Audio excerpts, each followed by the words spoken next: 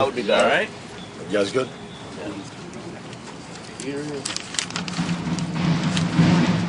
How we doing? Good. Ask you about Travis Williams. Just what has he done? What's impressed you out here working with the first team? Yeah, he's done a nice job. He's coming along. You know, he's a physical player, and you know, we're trying to get him a little bit stronger, a little bit bigger, but he's learning it, and probably has best practice on Tuesday. So, on Thursday. So we're anxious to see how he develops here between now and next Saturday scrimmage. When you switch a guy from positions like you did with Eduardo or a couple other guys, is there time outside of practice to have a position coach sit with that guy and kind of go over the basics, technique, all that stuff? Yeah, I think, you know, more than anything, it's got to be a commitment from the kid because you're limited by what you can do in the NCAA standpoint, but certainly the kid's got to put some extra time in, and that's always one of the, you know, the difficulties of it is that it's not status quo, you know, for the young man. So, but they've been great. The kids that have switched this spring have been great and really have taken to it and taken responsibility for it. I think you talked the first day about guys you really want to get a close look at. Tommy Streeter was the guy you mentioned. What have you seen from him? Tommy's one of our most improved players right now. He was in the offseason.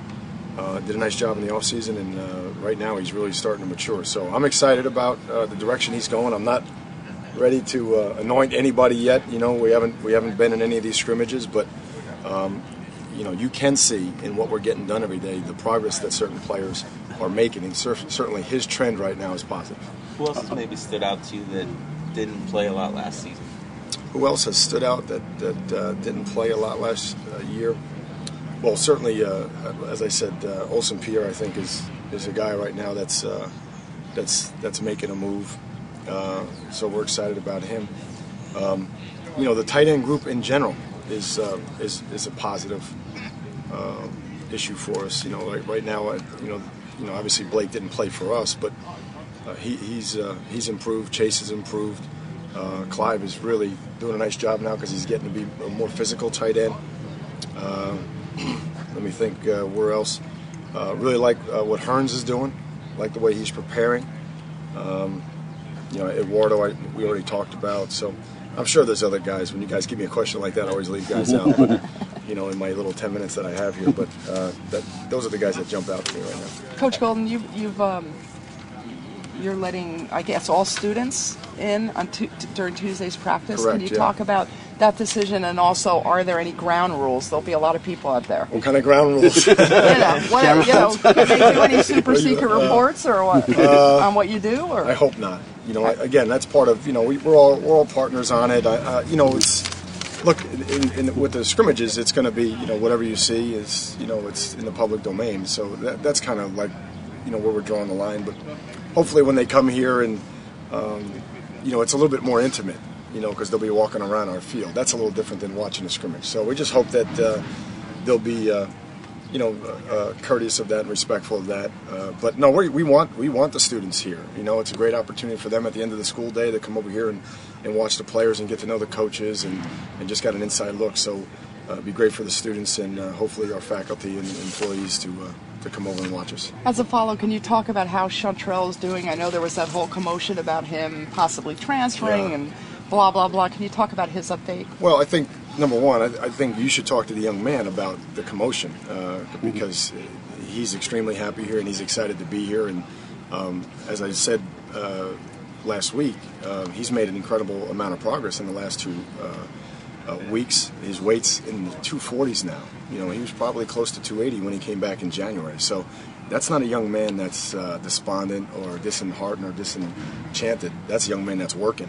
And when you watch him play, he loves football. That's the one thing about Shortrel. Like, he gets excited about when the other day Streeter made a great catch and he ran down there, and that's great for our program that we have guys like that. So all I would say to you is that I'm excited about him. The expectations with him are almost unrealistically high, you know. And but if he just learns to follow the process and doesn't have the ups and downs and just can ignore you guys, if you will, and the outside expectations, he's going to be a really good player. And so we're excited about him. He's a really, really good kid. He's the kind of kid that's really easy to like, really likable kid. That's why his teammates think of him so highly.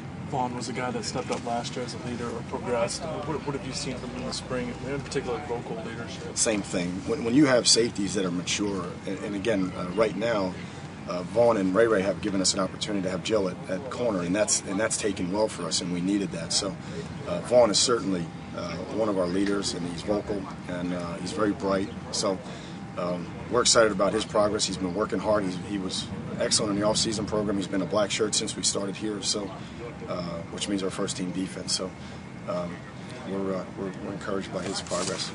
Coach, how do you feel like players have responded to how you want to get things accomplished off season, as you head into spring here? How we want them to respond? I think the biggest, I keep saying, I know you guys, you're going to think I'm either nuts or I'm really boring, but to me it's about the process. Mm-hmm. And if we switch jerseys, are you going to have a bad attitude? If like we make you second team today, are you going to have a bad attitude, or is the process going to override that? Well, it's the same thing. If you have a bad day in school, is that going to ruin the whole day, or are you going to come over here and work the way you need to work? So we're trying to teach the players about the process and staying on the process of executing and letting the product take care of itself. So if I would say anything, I mean that's a big deal. It's just learning that this is how we practice, right? And that's the expectation every day, and do that until it becomes habit. How do you think they're responding?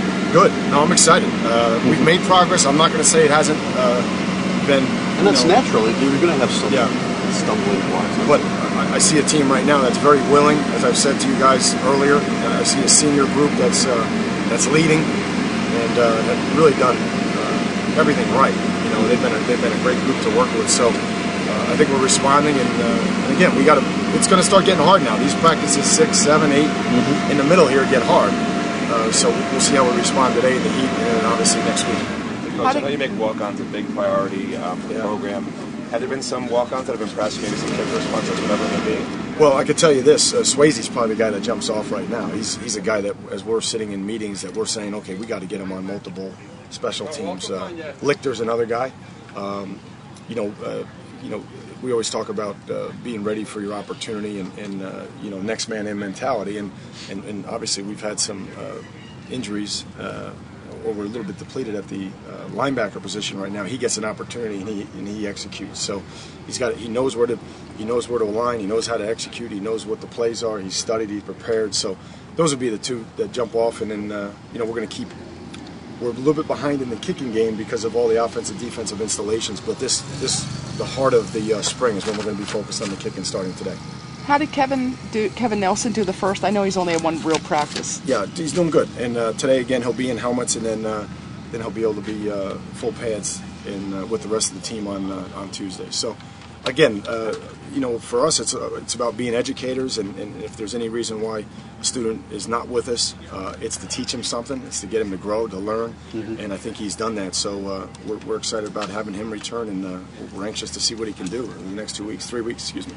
How are the kids doing academically? I know we had seen that the offensive line maybe had a lower GPA than they should. Yeah, well, again, as a group. Yeah, I'm sorry that you see that, but whatever's in the building is in the private domain. So if you've seen that, it's been tweeted by other people. Yeah, well, those are all the things that we're trying to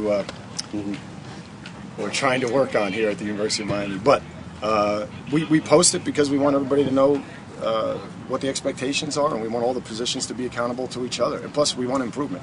It doesn't matter what your GPA was in the fall. We want to see improvement. So that's the kind of culture that we're developing, academically, socially, and athletically. Okay, guys. Yeah. Thanks so much. Thank you.